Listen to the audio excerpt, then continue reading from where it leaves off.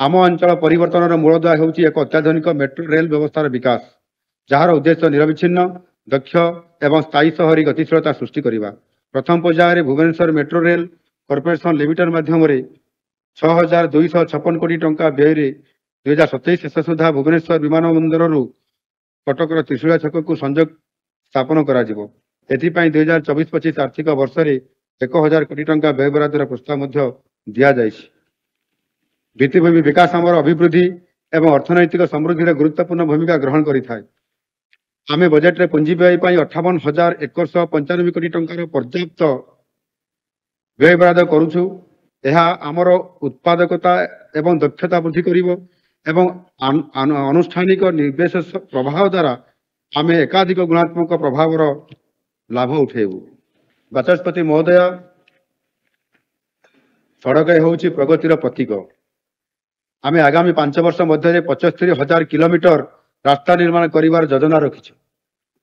जो अंचल को सड़क संजोग नहीं से अंचल को प्राथमिकता दिज्व। दुर्गम अंचल को सड़क जोगाजोगर उन्नति आने नदी और जलाशय उपर नूतन सेतु निर्माण करा। आदिवासी बसती गुड़ी को प्राथमिकता भित्ति सड़क जोगाजोगर व्यवस्था करा। ग्रामीण अर्थनीति को सुदृढ़ करने आम ग्रामांचल सड़क नेटवर्क रे उन्नति आने प्रयास करुँ।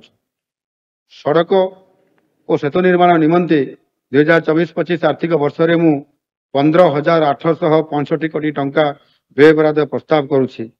जो PWD गुड़िक और सेतु 6,180 कोटी टंका व्यय करा जाई 50टी सेतु, 2टी रेल ओभरब्रिज एवं 15टी चेक डैम एवं 2,473 किलोमीटर रास्तार उन्नतीकरण कर योजना रही। भारत सरकार आमको कोस्टल हाईवे और कैपिटल रिजियन रिंग रोड निर्माण को त्वरान्वित कर सहयोग करेंगे। यही सब प्रकल्प संपूर्ण हेले सहरांचल ट्रैफिक समस्या ह्रास पाइब एवं नूतन शिल्पपुंज गढ़ी उठी विकासर एक नुआ जुग आरंभ करने सह निजुक्ति सुजोग सृष्टि करिवो।